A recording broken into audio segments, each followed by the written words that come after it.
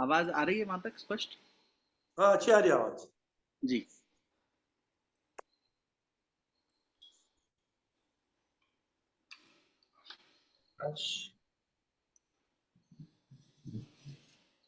आइए हम लोग प्रारंभ करते हैं।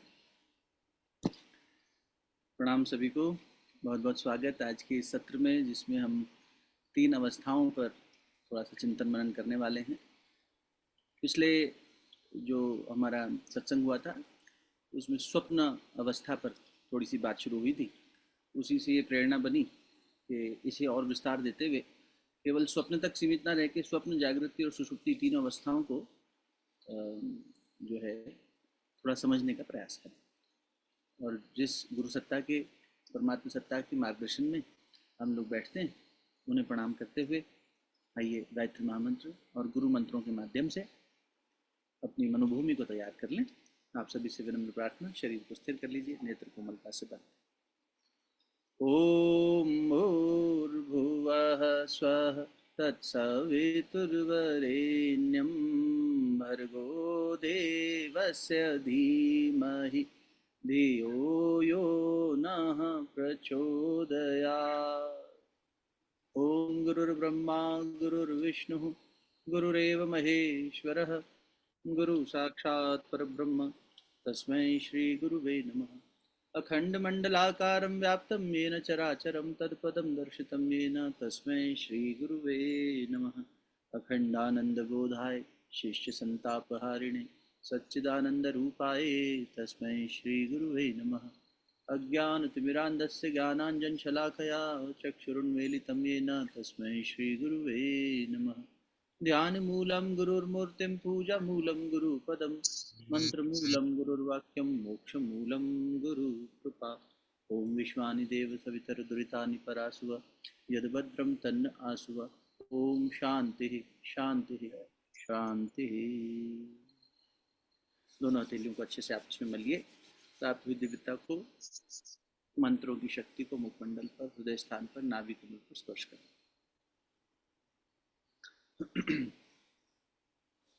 बहुत बहुत प्रणाम सभी को, पुनः स्वागत।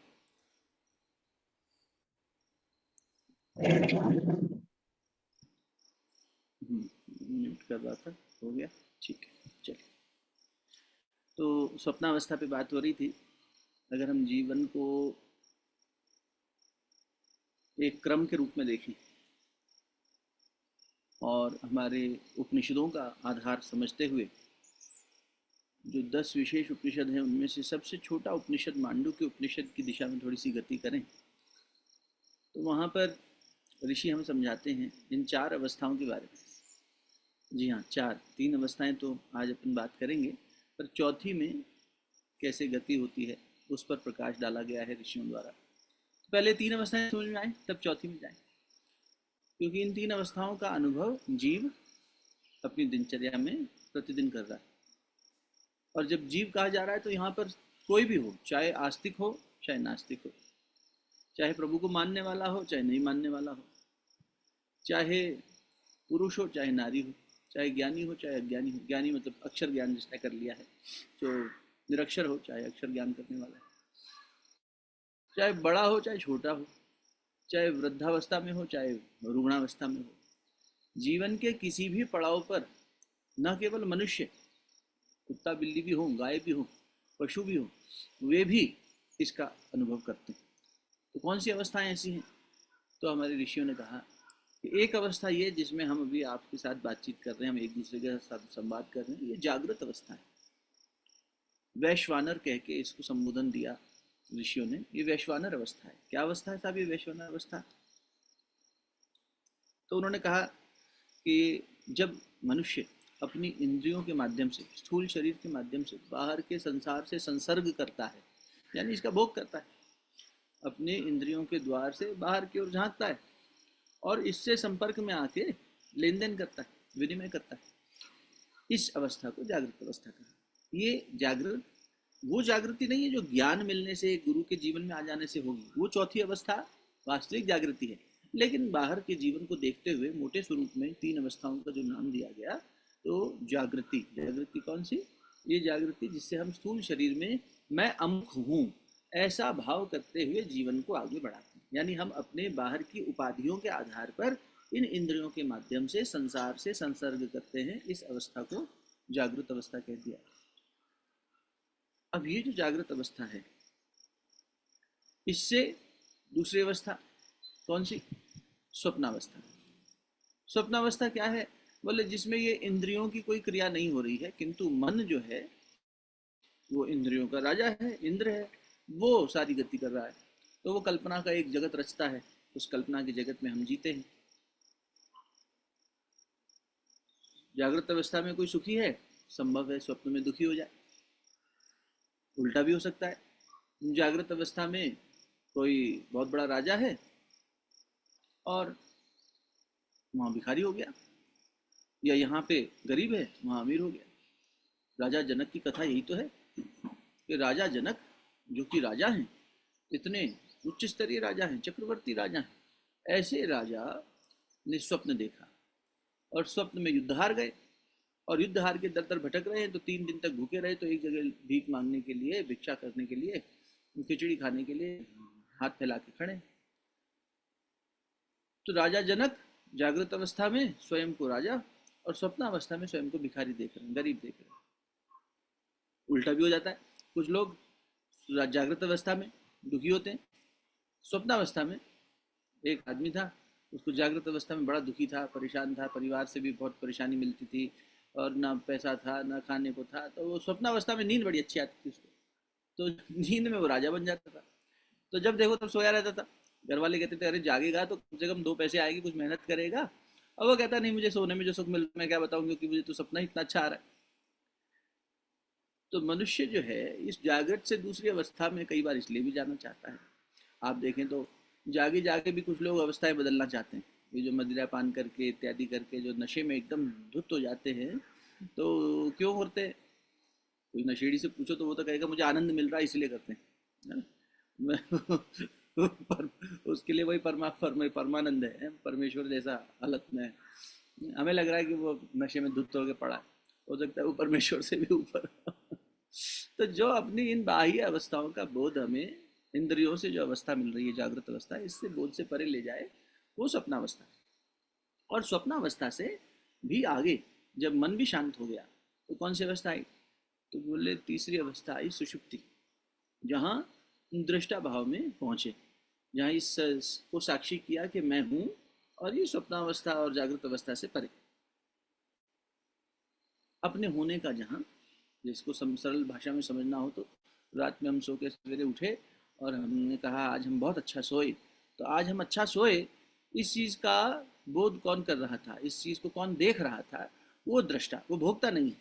सपने में हम भोक्ता हैं, जागृत में हम भोक्ता हैं, हम भोग कर रहे हैं।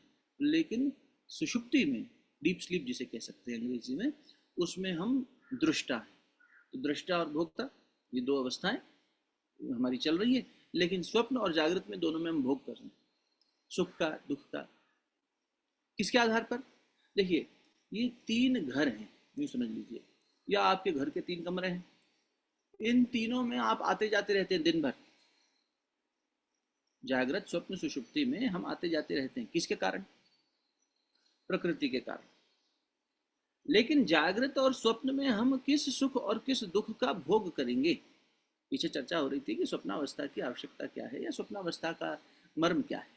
तो परम पूज्य गुरुदेव के साहित्य के माध्यम से हमने ये जाना था कि स्वप्नावस्था में दिन भर की जो हमारी जागृत अवस्था में मन में इच्छाएं हैं और चीज़ें हैं, कामनाएं हैं या अनुभव हैं, उन सब को स्वप्नावस्था में जीव भोग लेता है या उनसे निवृत्त भी हो जाता है। तो एक तरह से स्वप्नावस्था, जागृत में जो मेरी आशाएं पूर्ण नहीं हुई, या जागृत में जो मेरी इच्छाएं थी, या जागृत में मेरी जो संकल्पनाएं थी, उनको मैं पूर्ण कर लेता हूँ स्वप्नावस्था में। या जागृत के जो अनुभव थे अच्छे बुरे, उनको भी मैं देख लेता हूँ। एक दूसरा पक्ष भी है। गुरुदेव लिखते हैं कि स्वप्नावस्था में जीव अपने पुण्य और पाप को भी भोग लेता है।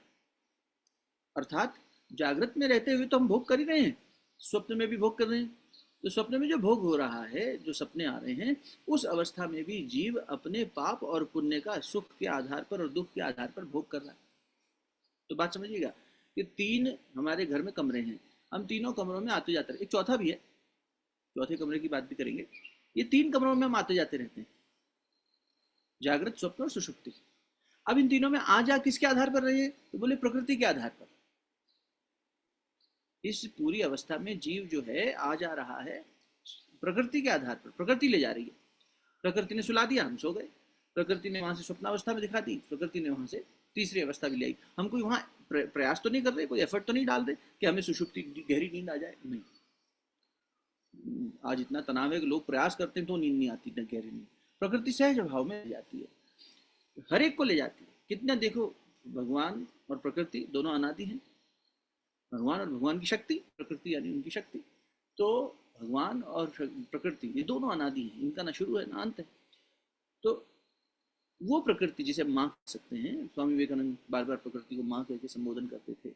ये जो हमारी माँ है, ये हमें इन तीन अवस्थाओं में, जागृति, स्वप्न, सुषुप्ति में, चाहे उसका बेटा कितना भी नालायक हो, चाहे जीव कितना भी दोषी हो, कितना भी पापी हो, वो सुषुप्ति में एक क्षण के लिए ही सही जाएगा जरूर। ये हमारे संत कहते हैं, जो उन्होंने गहराई देखी है, इस सत्य को देखा है, वो कहते हैं कि तीसरी अवस्था में जीव जरूर जाता है। वही भी अपने आप में बड़ी उपलब्धि है ना, लेकिन ये सोते हुए जा रहा है ना, सोते हुए जा रहा है। अब ये जो तीसरी अवस्था हुई, इन तीनों अवस्थाओं में आना जाना हुआ प्रकृति के कारण, और सुख दुख किसके कारण हुए, हमारे पाप और पुण्य के कारण। स्वप्नावस्था में और जागृत अवस्था में दोनों में क्या अंतर है? इतना ही अंतर है कि स्वप्न की जो अवस्था है, उससे जब मैं जागता हूं तो मुझे ये पता चल जाता है स्वप्न था, स्वप्न से निवृत्ति हो गई। चाहे मैंने सुख भोगा, चाहे दुख, चाहे मैं उसमें राजा था, चाहे रंक, ठीक बात है। स्वप्नावस्था में जो कुछ भी मेरा अनुभव था, उसी जागृत अवस्था में आते ही, जागते ही मुझे पता लग जाता है कि इट वॉज अ ड्रीम, ये एक सपना था। लेकिन ये जो जागृत अवस्था है, इसमें अभी मैं जाग नहीं पा रहा हूं, तो इसीलिए मुझे ये स्वप्न है ऐसा अनुभव नहीं हो पा रहा है। मुझे ये सत्य नजर आ रहा है, मिथ्या होते हुए भी, स्वप्न के समान होते हुए भी मैं इसे स्वप्न नहीं जान पा रहा हूँ। तो बार बार हमें कहा गया कि ब्रह्म सत्य, जगत मिथ्या, लेकिन हम इस जगत को मिथ्यापूर्ण न मान के इससे इतना ज्यादा अज्ञान के कारण जुड़ गए हैं कि हम इसे अपना मान बैठते हैं, या फिर स्वयं को इसका मान बैठते हैं अज्ञान में। अच्छा, उसमें भी क्या है, मान तो लिया, लेकिन मान्यता किस आधार पर बनी, अज्ञान के आधार पर। तो भेद पैदा हो गया। इस संसार को अपना मानना, चलो यार इतना क्यों ना माने, ये हम संसार के, संसार हमारा, ये तो बड़ी अच्छी बात होनी चाहिए, हाँ बिल्कुल होनी चाहिए। लेकिन तब जब ज्ञान हो जाए, तब ज्ञानी जब जागता है तो ब्रह्म होता है। रात में सोया, सुबह उठा, ज्ञानी भी सोएगा, शरीर है उसका भी, प्रकृति उसे भी इस अवस्थाओं से ले जाएगी। सबके ऊपर लागू हो रहा है नियम, चाहे कोई हो, साधु हो चाहे असाधु हो, चाहे धर्मात्मा हो चाहे दुरात्मा हो।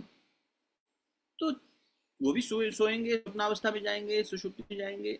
लेकिन तीसरी अवस्था से वापस जागृत अवस्था में जब आए, इस जागृत अवस्था में, तो अज्ञानी तो जागृत अवस्था में उठ के कह रहा है कि मैं हूँ अंकुर, मैं हूँ फलाना ढिकाना, जो भी नाम इत्यादि, अपनी पहचान अपनी बाहर की उपाधि से कर रहा है अज्ञानी। ज्ञानी जब जागा तो जागते हुए भी ब्रह्म है, सोते हुए भी ब्रह्म है।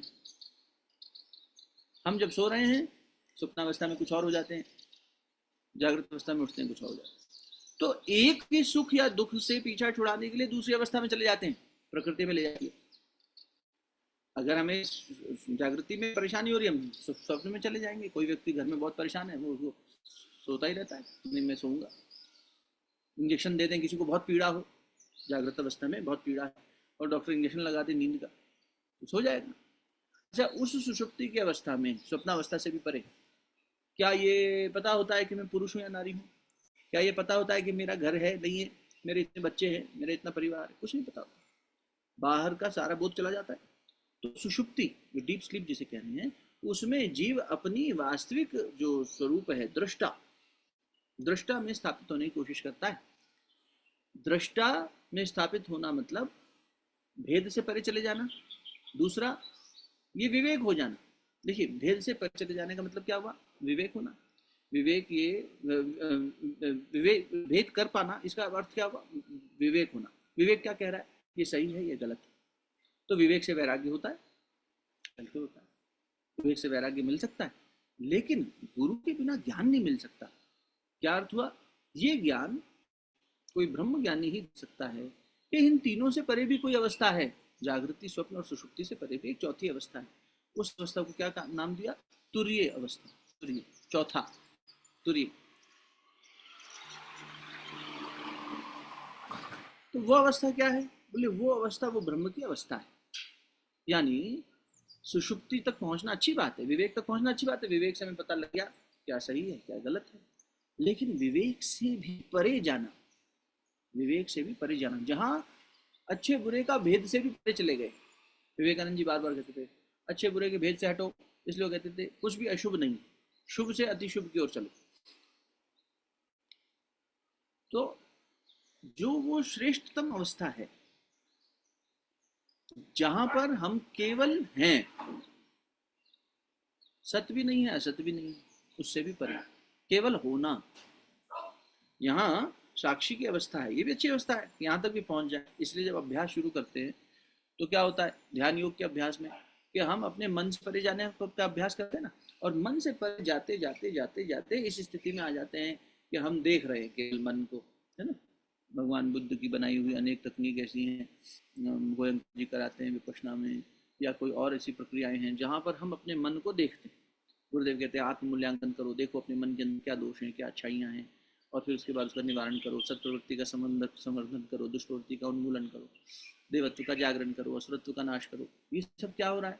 ये सब हम इनसे पीछे हटकर मन से पीछे हटेंगे तभी तो मन को देखेंगे कि इसके अंदर चल क्या रहा है। तो जब पीछे हटना सीखेंगे, पहला कदम पीछे हटे, तो हमने देखना शुरू किया। देखने वाला ही दृष्टा है, देखने वाला ही साक्षी है, देख रहा है। गवाह जिसे कहते हैं साक्षी, देख रहा है क्या घटनाक्रम हो रहा है, तो अपने अंदर क्या घटित हो रहा है इसको देखने का अभ्यास ये ध्यान योग के माध्यम से हम करते हैं। अब हम दृष्टा तो बने, मान लीजिए आप में से अभ्यास करके बहुत सारे लोग ऐसे होंगे जो दृष्टा में जीवन को देख पा रहे हैं, किंतु ये भी परम अवस्था नहीं है। परमानंदी जो वो अनुभव है वो तो तुरीय अवस्था में मिलेगा, और वो समर्थ गुरु ही दिला सकता है, वो उपनिषद ही दिला सकती है। तो तीन अवस्थाओं में हमारी गति प्रकृति करा रही है, किंतु चौथी अवस्था में गुरु ले जाता है, भगवान ले जाते हैं, उपनिषद ले जाते हैं, गीता ले जाती हैं, ग्रंथ ले जाते हैं। चौथी अवस्था में प्रकृति नहीं ले जाती। चौथी अवस्था तो गुरु ने ज्ञान नहीं रहे। तो वो जो ज्ञान की बात करी ना वहाँ पे, ये तो बहुत प्राइमरी लेवल का ज्ञान हुआ कि हमारा विवेक जागृत हो गया। वही तो अगर हम किसी गुरु की शरण में जाएंगे समर्पण भाव से, तो निश्चित ही इतना तो वो प्रसाद मिल ही जाएगा कि इतना विवेक होने लग जाए कि सही क्या है गलत क्या है। और फिर उससे कोई आगे बढ़ा तो इस विवेक के आधार पर क्या सही है उसे कर लेने की क्षमता भी विकसित कर लेगा साधक, और वो शिष्य जो नहीं करने योग्य है उसको छोड़ना भी शुरू कर देगा संयम गुरु की शरण में रह के। तो विवेक से क्या हुआ, धीरे धीरे जो नहीं करने योग्य है उसको छोड़ना शुरू किया, इंद्रिय संयम आने लगा, वैराग्य आने लगा। लेकिन इन शिष्यों में भी ब्रह्म ज्ञान किसी किसी को होगा ना, तुरीय अवस्था यानी अद्वैत की अवस्था।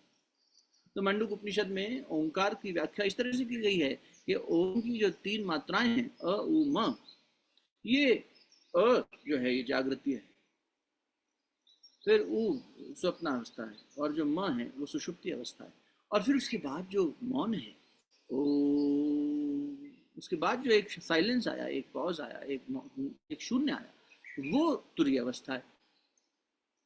तो ऋषिगण कहते हैं कि चौथी अवस्था में गुरु के साथ ही जाया जा सकता है। तो तीन अवस्थाओं में हमें कम से कम ये तो स्थिति बने। अभी तो हमारा क्या स्थिति है साहब, कि स्थिति बन ही नहीं पा रही कि हम साक्षी भाव में जी पाएं। जितनी देर हम भगवान का नाम लेते हैं उतनी देर तो हमारा मन टिक जाता है उसमें। ग्रंथ पढ़ते हैं तो ग्रंथ में टिक गया, अगर किसी का ऐसा भी हो गया बहुत अच्छी बात है। लेकिन यही बड़े लगता है हमारे क्या हम मन हम बैठे ध्यान में, लेकिन ध्यान लग जाए भगवान का ध्यान करने बैठे, अभी तो स्थिति है भगवान का चिंतन करने बैठते हैं फिर संसार का चिंतन आ जाता है। तो संसार से विमुख होकर केवल एकाग्र चित्त होकर हम भगवान में बैठ पाए, ऐसी उपाधि भी किसी किसी की हुई होगी। अब जो इस अवस्था में पहुंच गया है वो भी अभी केवल देख रहा है, दृष्टा है कि सही क्या है गलत क्या है, सही को कर लिया जाए गलत को छोड़ दिया जाए। तो इससे क्या वैराग्य जागा, विवेक से वैराग्य जागा, भेद करके सही गलत, जो इस भेद से भी भेद अभेद से परे चले जाए, उससे परे जो चला गया वो तुरीय अवस्था में पहुंचा, जिसको गुरु ले जा सकते हैं। तो इसलिए क्या है साधक अपने अभ्यास से गुरु कृपा से इतना तो करे कि कम से कम सुषुप्ति, जो वहाँ सुषुप्ति है और यहाँ पर उसे दृष्टा कहना चाहिए, जागृत अवस्था। अनेक योग की धाराएं हैं ना, देखिए मुख्य रूप से क्या है, गीता जी भी कह रही है, कर्मयोग, ज्ञान योग, भक्ति योग और ध्यान योग, 4 योग की चर्चा गीता जी में भी आती है। अब इन 4 योगों को अगर हम देखें तो जो ज्ञान योग है, ज्ञान के बिना ये स्थिति नहीं पैदा होगी, गुरु के बिना ज्ञान नहीं होगा। तो ज्ञान ही ले जाएगा वहां तक। लेकिन कौन सा ज्ञान? भगवान ने भी कहा मुझे ज्ञान भक्त प्रिय है, भक्ति जननी है। श्रीमद् भागवत जी की जब शुरुआत होती है तो नारद जी देखते हैं कि एक महिला बैठी है वृद्धावस्था में और उसके 2 बेटे बेहोश पड़े हैं। तो पूछते हैं, वो वृद्ध है इसलिए उनको लगता है कि माँ ये कौन है, तुम कौन हो? तो बोले मैं भक्ति हूँ देवर्षि, मैं भक्ति स्वरूपा हूँ, भक्ति प्रतिनिधि, मतलब एक शारीरिक स्वरूप धर के आई। बोले मैं भक्ति हूँ। बोले ये दोनों कौन? बोले मेरे बेटे हैं। क्या नाम इनका? बोले ज्ञान और वैराग्य।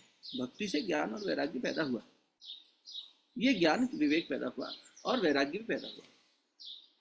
तो भक्त को क्योंकि श्रद्धावान लगते ज्ञान हम, तो भक्ति तो चाहिए ही चाहिए, भक्ति तो आधार है। इस श्रद्धा के आधार पर, भक्ति के आधार पर साधक जब आगे बढ़ता है तो 3 धाराएं और बनी गीता जी के आधार पर। देखें कौन कौन सी? ध्यान योग, कर्मयोग और ज्ञान योग। स्वामी विवेकानंद जी भी ध्यान योग की साधनाएं कराते थे। ये जो 3 धाराएं हैं इनको सरल तरीके से यूँ समझ सकते हैं कि कर्मयोग क्या करेगा? कर्म करेगा चित्त की शुद्धि। अगर सेवा भाव से सही तरीके से कर्म को देखा जाए तो कर्म का उद्देश्य क्या है? कि कर्म हमारे चित्त की शुद्धि करे। जब हमने कर्म के कर्तव्य भाव से करेंगे तो चित्त की शुद्धि होगी। ये कर्म योग का मर्म है। दूसरा ध्यान योग। ध्यान क्या करेगा? चित्त को एकाग्र करेगा। तो चित्त की शुद्धि करनी है तो योग चित्त वृत्ति निरोध, चित्त की शुद्धि कर्म के माध्यम से। अब चित्त की शुद्धि कर्म के माध्यम से कर लिया और उसके बाद हमने जो चित्त को एकाग्र करना है वो कार्य किससे किया? वो कार्य किया ध्यान योग से। अब मन एकाग्र हुआ। वही अभी अपन बात कर रहे थे कि हम भगवान का चिंतन करने बैठे और मन कहीं और जा रहा है। तो ध्यान योग में अभ्यास कर रहे हैं मन को एकाग्र करके। एकाग्र शब्द का अर्थ यही है, अग्र यानी आगे, एक, आगे केवल एक हो, एक ही लक्ष्य। जैसे विद्यार्थी अपने जिसका विद्यार्जन कर रहा है विषय का, उसका ही चिंतन कर रहा है, उसी अध्याय को पढ़ रहा है और उसमें पूरा मन लगा के पढ़ रहा है, तो ध्यान योग हुआ। तो यहाँ ध्यान योग किसकी बात हो रही है? परमात्मा का चिंतन। तो क्या हम अपने दिन भर के कर्म करते हुए ध्यान योग में जी पा रहे हैं? है ना? हमें देखना चाहिए कि संसार में जीते समय क्या हमारा वो ज्ञान बना रहा? हम जब भगवान का चिंतन करते बैठते हैं तभी नहीं बन पाता। माला करते हैं, माला फेरत जगमुआ, पंडित बना कोई, पंडित भया ना कोई। क्यों? क्योंकि अब वो कह रहे हैं माला फेंक क्या है, माला कहे है काट की, तू क्यों फेरे मोहे, कबीरदास कहा करते थे।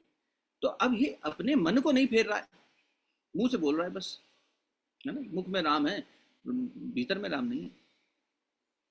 तो गुरुदेव कबीर के जन्म में भी ऐसी चोट करते रहे। अभी भी कहते हैं तेरी साधना बांझ है क्या बेटा, इससे कुछ पैदा नहीं होता। क्यों इतना इनको कठोर क्यों कहना पड़ा? क्योंकि हमारी साधना केवल इन इंद्रियों से हल्का हल्का हल्का कर रहे, उतना ही लाभ ले पा रहे हैं बस। तो चलो थोड़ी देर के लिए हमने अपशब्द नहीं बोले, हमने कम से कम वैखुरी वाणी से भगवान का नाम तो लिया। चलो अब यही रह जाना है क्या? इससे आगे नहीं बढ़ना? प्राइमरी क्लास हो गई।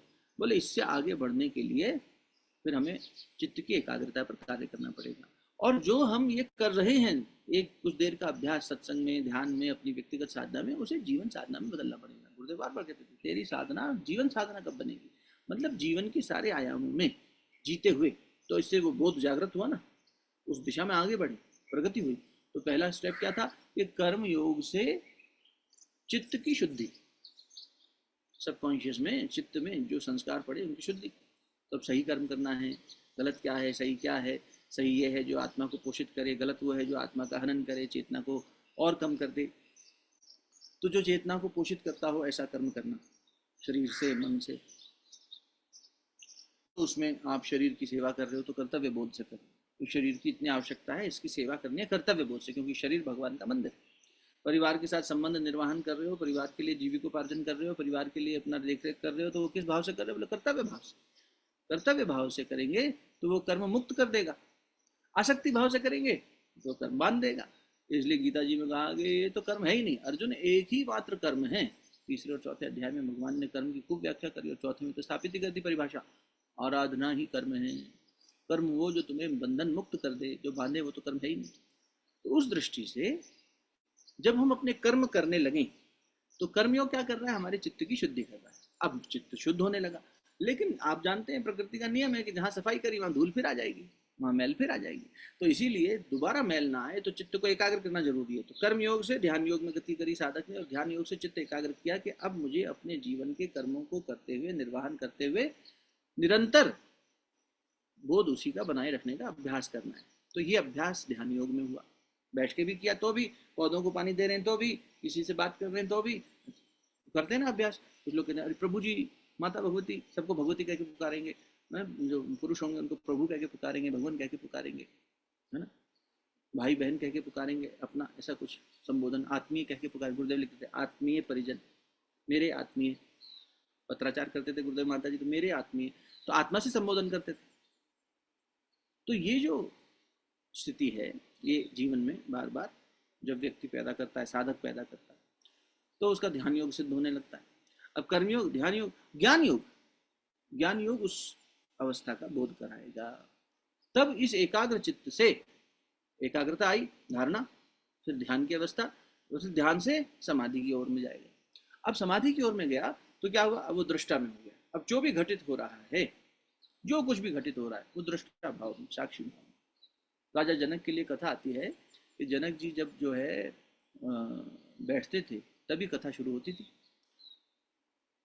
जब तक जनक नहीं आएंगे तब तक कथा शुरू नहीं होगी, बात शुरू नहीं होगी, सत्संग शुरू नहीं होगा। तो थोड़ा लोगों में वैर भाव आ गया। जो पुरोहित लोग थे और जो बाकी लोग थे उसमें बैठते थे, उनको ये हुआ कि ये तो राजा है, ये बहुत पैसे वाला है, इसीलिए इसकी प्रतीक्षा होती है। अष्टावक्र समझ गए मन की बात। अष्टावक्र जी ने जब जनक आए तो एक लीला रची, कथा शुरू हुई, भगवान की चिंतन चल रहा है, ब्रह्म की बात हो रही है। अब उसको जीने वाला कैसा होगा, जनक उदाहरण है, इसलिए भगवान ने गीता जी में जनक का संबोधन किया कि ऋषियों में, राजाओं में मैं हूँ जनक, राजा, राज ऋषि। तो जो लीला क्या रची अष्टावक्र जी ने, बोले ये जो कथा चल रही थी, अचानक से दरबारी आई, वहाँ आग लग गई, राज्य में आग लग गई। तो राज्य में आग लगी तो राजा का महल भी जल रहा होगा और कुछ भी जल रहे होंगे, घर इत्यादि आसपास के। तो सबको चिंता होने लगी, बोले हमारा सामान जल रहा होगा, हमारे घर का ये हो रहा होगा। तो सबका मन कथा से हट गया कोई भाग गया कथा छोड़ के बीच में, अरे मेरा घर जल रहा है भाई, हमारी कथा बाद में सुन लेंगे लेकिन आप लोग जानते होंगे, प्रसिद्ध कथा है कि जनक जी नहीं गए। जनक जी साक्षी भाव में जो कुछ हो रहा है, हानि लाभ मान अपमान सबसे परे, हे अर्जुन योगी वही है जो इस अवस्था में स्थित हो जाए। तो जब हम इन तीनों अवस्थाओं से परे, ये जागृति और स्वप्न दोनों से परे साक्षी में चले गए, कम से कम दृष्टा में तो रहे। परम ज्ञानी हो जाएंगे तो रहेगा ही नहीं अस्तित्व, है ना। जब मैं था तब हरि नहीं, अब हरि है मैं नाही, इसलिए ओम को अद्वैत कह दिया मांडुक्य उपनिषद में। क्या अद्वैत है, शिव है, इसमें कुछ भी नहीं है इसके अतिरिक्त, है ना।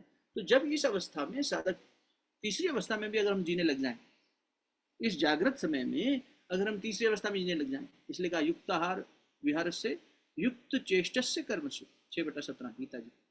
युक्त स्वप्नावबोध से, जो बोध में यानी अभी जागृत अवस्था में और स्वप्नावस्था में दोनों में उपयुक्त जीवन जी रहा हो, युक्त जीवन जी रहा हो। युक्त जीवन क्या है, साक्षी भाव में जीना, ये जानना कि क्या उपयुक्त है क्या अनुपयुक्त है, इसका विवेक हो जाना, उससे वैराग्य पैदा हो जाएगा।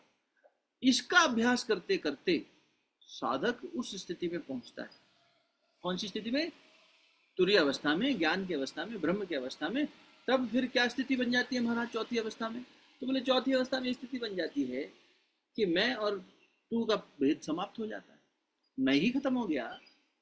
इसीलिए उसको निर्विकल्प या निर्बीज समाधि की उपाधि दी जाती है। निर्विकल्प, अब कोई विकल्प ही नहीं बचा, कोई कल्प ही पैदा नहीं हो रहा, न संकल्प न विकल्प, कोई कल्प नहीं है।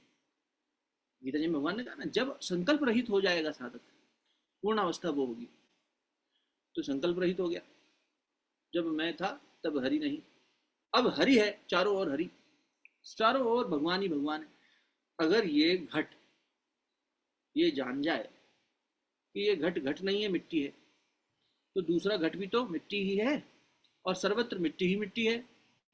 नहीं, ये आभूषण ये जान जाए कि आभूषण नहीं सोना है, तो ये आभूषण हो, चाहे वो आभूषण हो, चाहे गले का हो, चाहे कान का हो, चाहे कहीं का पहनने का आभूषण हो, वो आभूषण ये जान गया कि ऐसा नहीं है कि मैं गले का आभूषण हूँ तो मैं ज़्यादा श्रृंगार में अच्छा लग रहा हूँ, मैं कान का बुंदा हूँ। वो जान गया कि मैं भी स्वर्ण हूँ, ये भी स्वर्ण है, सब सर्वत्र स्वर्ण ही स्वर्ण है, सर्वत्र मिट्टी ही मिट्टी है। तो फिर जब वो सबको देखने लगे तो या तो सब मैं है या मैं ही सब हूँ, ये अवस्था हो जाएगी ना।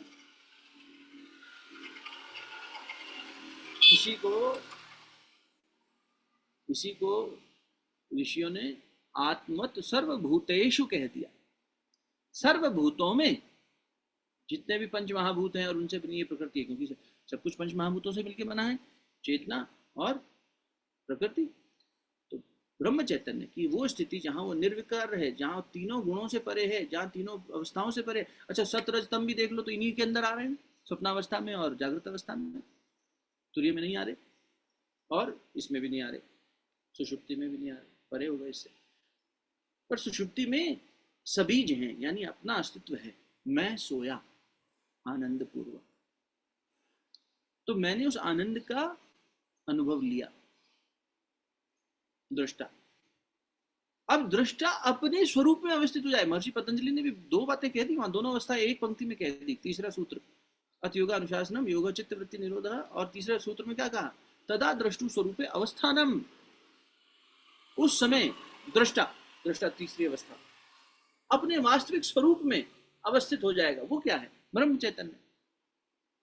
वेदांत में उसे ब्रह्म चैतन्य कह दिया, जो निर्विकार है, निर्विकल्प है, जो आनंद से भी परे है, आनंद से भी परे है।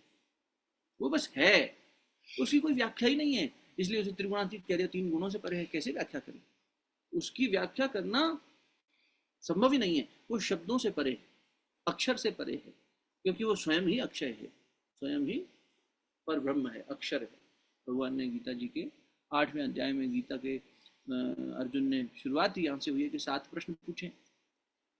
अधिभूत क्या है, अधियज्ञ क्या है, ब्रह्म क्या है, और फिर ये भी पूछ डाला कि ये जीवन मरण की मृत्यु की जो प्रक्रिया है, इससे मुक्त कैसे हुआ जाए। तो इससे मुक्त होने के लिए वही है, मेरी शरण में आ। जिससे ये प्रक्रिया शुरू हुई है उसकी शरण में जाए बिना क्या इस प्रक्रिया से मुक्त हुआ जा सकता है? नहीं हुआ जा सकता। भाई जो इसका एक तरह से शुरुआत करने वाला है परमात्मा, उसकी शरण में जाके ही तो समझ में आएगा कि ये कैसे सब खेल हुआ। इसलिए नचिकेत जैसा हमारा जब वो हो जाए, नचिकेत जो अचकचाता न अचिकेत, जो अचकचाए ना, जब वो वहाँ पहुँचे, उनके पिता ने कह दिया कि जो है जा, मैं तुझे मृत्यु को दान में देता हूँ। तो बोले ठीक, आपका जो आदेश, क्योंकि अपने पिता को टोक रहे थे कि आप बूढ़ी गाय का दान दे रहे हैं, तो चले गए। और जब गए तो वहाँ पर जो यम थे वहाँ प्रतीक्षा करनी पड़ी 3 दिन। तो यम ने आकर वरदान देना चाहा कि चलो 3 वरदान मांगो, तो वो अड़िग हो गए इस बात पर, तीसरा वरदान तो मुझे ब्रह्म विद्या ही चाहिए, आप तो मृत्यु के देवता हैं, आपसे अच्छा कौन समझाएगा मृत्यु और जीवन से मुक्त होने का जो प्रक्रिया है। तो उन्होंने परीक्षा ली, खूब प्रलोभन दिए, देखा कि इसका जो ये संकल्प है जानने का, ये अडिग है कि नहीं, ये वास्तव में जिज्ञासु है या नहीं। देखिए हम सब बैठते हैं, सत्संग करते हैं, भगवान की बातें सुनते हैं, गुरु अगर हमारे पास है तो उसके कथन को सुनते हैं, उनके सत्संग में जाते हैं, बैठते हैं, लेकिन या परमात्मा की कथा पढ़ते हैं, सब करते हैं, लेकिन जो जिस उद्देश्य से जाता है वही पाता है। क्या हम वास्तव में उतने गहरे जिज्ञासु हैं? हम गुरु जी के पास गए तो गुरु जी भी क्या कहेंगे, ले चुन चुना, नाम ले ले, पद ले ले, प्रतिष्ठा ले ले, पैसा ले ले, संसार ले ले, सुख ले ले, और हम सोचते हैं हाँ गुरु जी ने बड़ी कृपा कर दी, क्योंकि हमारे लिए वही हम पाना चाहते थे, तो बड़ी कृपा हो गई। लेकिन जिस दिन हमारे अंदर ये पता लगेगा कि हमें कि ये तब तो बिल्कुल गौण है, मेरा गुरु तो मुझसे इतना प्यार करता है कि मुझे वो देने को तैयार है जो कोई नहीं दे सकता संसार में, और मुझे इतनी जिज्ञासा हो जाए तो वो तो तैयार बैठा है देने के लिए। हम में ही वो ब्रह्म जिज्ञासा नहीं है, तो उसके चरण हैं। अगर हम अपनी साधना में ये देख रहे हैं कि अभी हमारा चित्त एकाग्र होने लग गया है, हमारा संयम ठहर गया है, हमारा मन अब विचलित नहीं हो रहा, इंद्रिय भोग की तरफ नहीं जा रहा, सुख दुख में, मान हानि में, लाभ में, मान अपमान में परेशान नहीं हो रहा, तो इसमें स्थिरता तो आ गई, तो वहाँ से आगे बढ़े।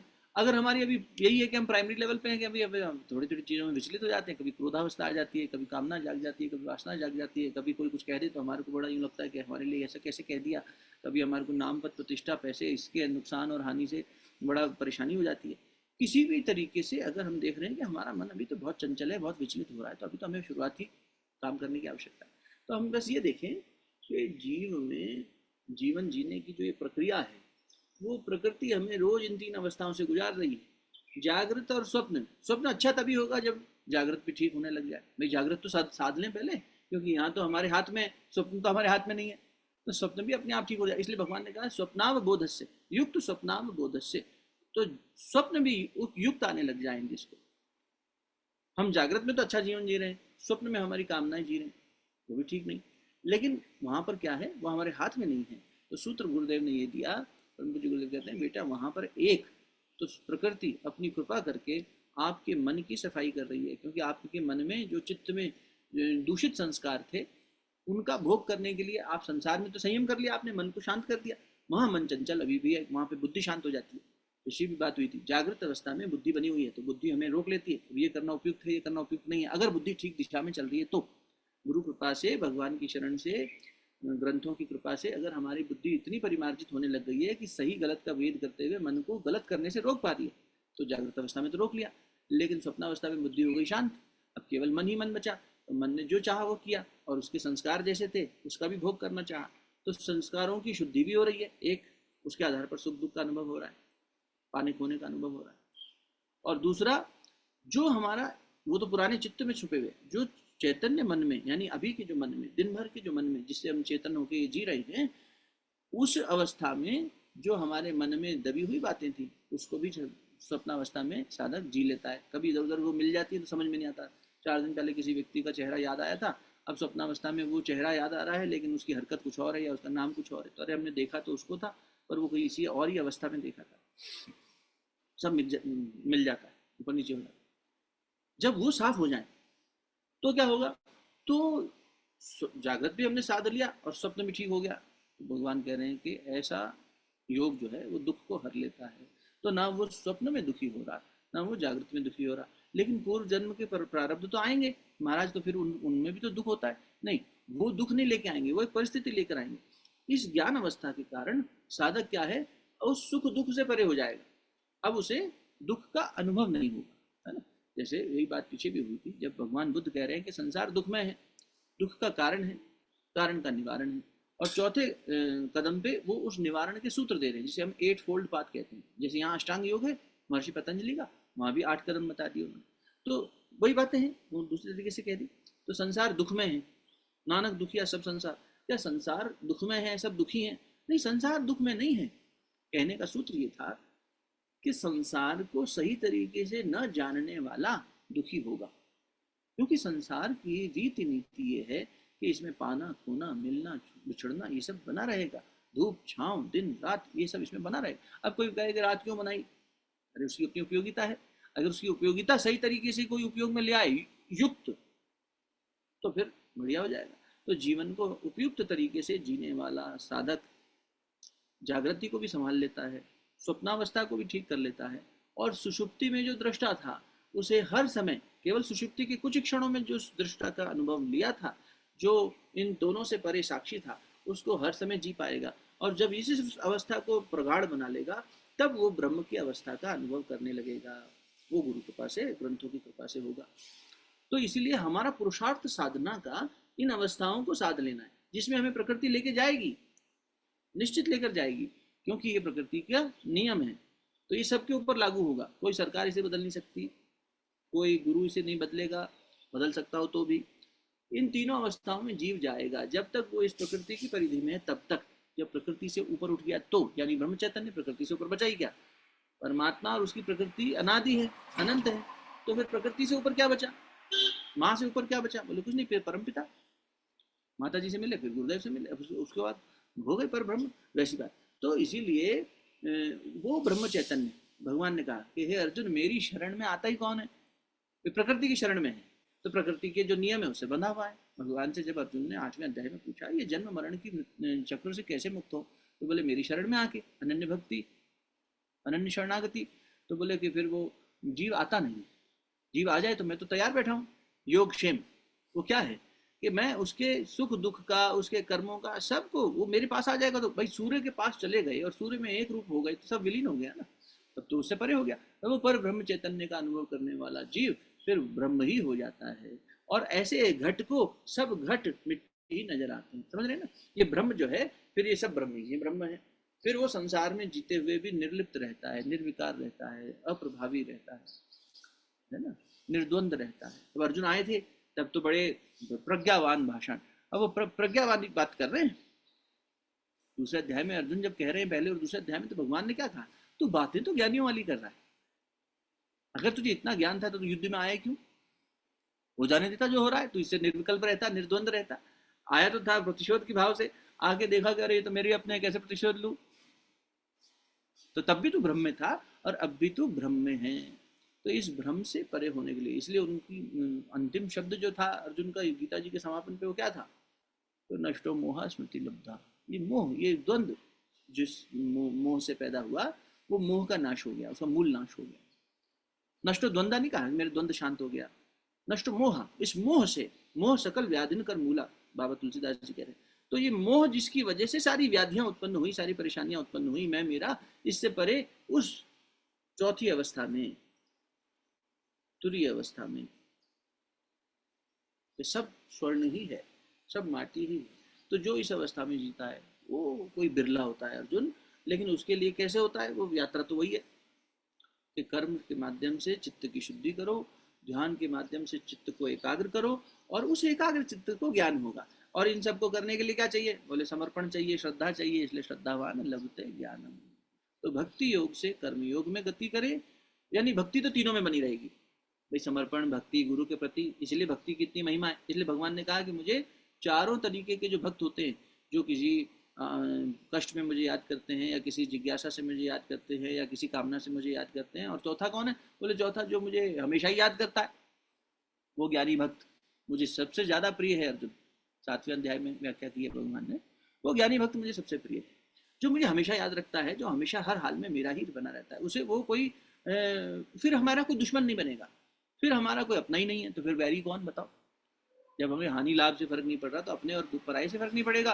तो इसीलिए जनक जब आते थे, अष्टावक्र जी ने कहा, इसी कारण परीक्षित ने 7 दिन में परीक्षित से ब्रह्म हो गए। वो 7वें दिन भी तक्षक नाग आया, उसने काटा, पर परीक्षित ब्रह्म अवस्था में है, तो शरीर का नश्वर है, नाशवान है, चला गया, लेकिन 7 दिन में परीक्षित ब्रह्मज्ञानी हो गए।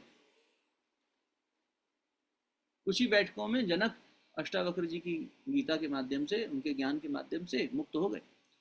हम कितनी समय से गुरु जी से जुड़े हुए, अरे 40 साल हो गए महाराज, 50 साल हो गए महाराज, अरे इस जन्म में इतने हो गए, कई जन्मों में जुड़े हुए, लेकिन अभी तक उद्धार नहीं हो रहा हमारा। क्यों, क्योंकि हम जो है अभी उसमें एकाग्रता नहीं। तो बस यही है, ये जो अवस्थाएं हैं ये तो आती जाती रहेंगी, इन अवस्थाओं में ज्ञानी जागता रहेगा।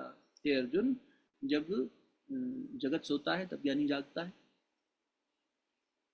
और ज्ञानी, कबीरदास जी तो कहते हैं ज्ञानी रोता भी है, सोते हुए जगत को देख के दिया कबीरा रोए, उदास हो जाता है, रो देता है। गुरुदेव रोते थे, माता जी कहती है, मन्य माता जी कि गुरुदेव के बेटा तकिए की खोली गीली हो जाती थी, वो संसार में मानव की इस गति को देखकर, इस दुर्गति को देखकर, उसकी पीड़ा को अनुभव करके व्याकुल हो उठते थे। जैसे एक गाय जिसके पास दूध हो, अमृत रूपी दूध हो, और उसका बछड़ा जो है वो कहीं मुंह मार रहा हो गंदगी में, अरे मेरे पास दूध है, मेरे थन में दूध भरा है भाई, आके पी ले, वो ढूंढने निकल जाती है अपने बछड़े को। बेटा ऐसे गुरुदेव जो है, कोई उसको सत्पात्र मिल जाए, कोई बछड़ा मिल जाए, ऐसे ही गुरुदेव जो है व्याकुल हो गए। ऐसे ही संत रोते हैं, हम अपनी व्यथा से रोते हैं, लेकिन संत साधु समाज सुधारक जब आते हैं तो संसार के लिए रोते हैं, अरे संसार की दुर्गति क्या हो गई, इसलिए तब करते हैं। बुद्ध अपने लिए गए थे क्या निर्वाण प्राप्त करने, महावीर होने वर्धमान ऐसे निकल पड़े थे क्या, गुरुदेव अपने लिए अपनी जवानी खपा दिए क्या कि चलो मुझे सिद्धियां मिल जाएंगी, हाथ से सिक्के पैदा कर दूंगा, भभूति पैदा कर दूंगा, इसलिए थोड़ी किया। इस पूरे युग में हर प्राणी की वेदना को, न केवल मनुष्य की, हर प्राणी की वेदना को दूर करेंगे, ऐसे महासंकल्प लेकर चेतनाएं अवतरित होती हैं। ठाकुर को अपना नाम की कोई वो थी क्या कि मुझे अपना नाम बहुत बढ़िया करवाना है, इसलिए मैं एक विवेकानंद पैदा करूं, नहीं। इसीलिए जब साधु दुखी होता है, संत दुखी होते हैं, गुरुजन दुखी होते हैं, तो किसके लिए होते हैं, संसार के लिए। हम आप दुखी होते हैं, इसीलिए सत्संग में जाते हैं अपनी व्यथा को दूर करने, या डॉक्टर के पास जाएंगे अपनी बीमारी को, अपनी पीड़ा को दूर करने के लिए। अपनी पीड़ा, अपनी व्यथा से नहीं रोते साधु सन्यासी, संसार की। जैसे कोई दादा अपने बाबा हो, वो अपने नाती पोतों के लिए, और घर में कोई हमारे दुराचारी हो, बीमार हो, ऐसा हो, तो उसकी क्या होगा, उसका भविष्य, इसकी चिंता से व्यतीत होता है ना, अपनी चिंता के लिए नहीं व्यतीत होता। क्यों बाबा क्या चिंता कर रहे हो, तुम तो बुढ़ापे में आ गए। बोले नहीं यार, हमारा ये घर में एक अमुक सदस्य जो है ये अपंग है, या अपाहिज है, या पागल है, बुद्धि नहीं चलती, या ये व्यसनी हो गया है, चरित्रहीन हो गया है, तो उसको चिंता होती है कि इसका भविष्य क्या होगा। ऐसे ही संसार में चिंता करते हैं अगर साधु, तो किसी करते हैं संसार की चिंता, अपने लिए थोड़ी व्यतीत हो रहे, अपने लिए थोड़ी तपस्या कर रहे हैं। वो तो मुक्त थे, जीवन मुक्त थे, वो तो तुरीय अवस्था में हमेशा थे। वो तुरीय से जाकर इस सांसारिक अवस्था में क्यों आते हैं? ठाकुर रामकृष्ण परमहंस कहा करते थे, 7वें लोक पर पहुंचा हुआ चक्रों के ज्ञान में बताते थे कि ये नीचे से ऊपर 7 लोक की एक मंजिल है, और राजकुमार 7वें लोक पे पहुंचा। अब उसको आना अनिवार्य नहीं है। परमात्मा का ये राजकुमार 7वें लोक पर पहुंच सकता है, और पहुंच जाए तो आना अनिवार्य नहीं है, लेकिन करुणामयी प्रेममयी उनका ऐसा वो होता है कि वो बार बार संसार में आते हैं, उस धरातल से, उस ऊंचाई से इस धरातल पर आते हैं, और इस धरातल पर आकर संसार को अपने तप का अमृत बांटते हैं। और फिर भी हम नहीं जाग पाते। सोचो कितना डिसअपॉइंट, फिर भी करते रहते हैं, फिर भी करते रहते हैं। यही प्रेम है कि नहीं, हम तो वो अमृत पान कराने के लिए बार बार आएंगे। इसीलिए हमारी संस्कृति में अवतारों की, गुरु की इतनी महत्वता है कि जो हमें चौथी अवस्था का बोध करा दे। पर चौथी में तो महाराज तब ले जाएं जब तीसरी अवस्था में तो स्थिर हो पाओ, जागृति और स्वप्न को तो ठीक कर लो। इसीलिए मांडुक्य उपनिषद इन चारों अवस्थाओं को, और वहाँ पर ओम के उच्चारण को, जैसे महर्षि पातंजलि ने ईश्वर प्राणिधान की बात ये कहा कि ईश्वर प्राणिधान हो जाओ, यानी समर्पण भगवान को कर दो, और फिर ईश्वर प्राणिधान होकर क्या करो, ओम का। स्वामी राम नाम के एक संत हुए, यहाँ हरिद्वार से आगे उनका आश्रम है, स्वामी राम, बहुत अच्छी उनकी पुस्तकें हैं कुछ, वो अंग्रेजी में लिखा करते थे। तो मैनी लाइव्स, मैनी नहीं, living with the Himalayan masters ऐसे करके एक उनकी आत्मकथा सी है, जिसमें उन्होंने अपने गुरु के साथ अपने संबंध की व्याख्या करी है। एक और अच्छी पुस्तक जो मांडुक्य उपनिषद से ही उसका रिफ्लेक्शन करते हुए लिखी उन्होंने, वो है एनलाइटनमेंट विदाउट गॉड, बिना भगवान की जागृति। तो उपनिषद ऋषियों का जो देन है, उसके आधार पर उनका कि तुम ब्रह्म तो हो ही, तुम तो पहले ही ब्रह्म हो। तो उसमें भी ओमकार का उच्चारण जो है उसको प्रधान माना है। ओम का उच्चारण, अ उ म, इसकी 3 जो ये मात्राएं हैं, और उसके बाद जो एक शांति, एक मौन, उन चारों अवस्थाओं में तो हम कम से कम इसके उच्चारण में जब करें, है ना, थोड़ा सा एक करते हैं अभ्यास, ठीक है, आप लोगों के लिए संभव हो अपने स्थान पर स्थिर होकर बैठे, 2 मिनट का एक छोटा सा अभ्यास करते हैं। हम लोग ओम का उच्चारण अ उ म इन 3 अक्षरों को अलग अलग लेके करेंगे, और लगभग बराबर एक एक एक बराबर समय तीनों को देंगे, अपनी अपनी गति के हिसाब से। आपकी बहुत ज़्यादा लंबा नहीं खींचना, तो इस तरह से करेंगे।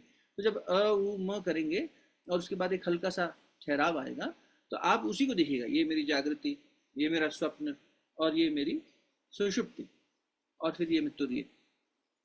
तो अब मैं खत्म हो गया, तुर्य में मैं खत्म हो गया, है ना। निर्विकल्प में सबीज समाधि और निर्विकल्प समाधि, अंतर क्या है? सबीज में मैं बना रहा, ये दृष्टा है, मैं बना रहा।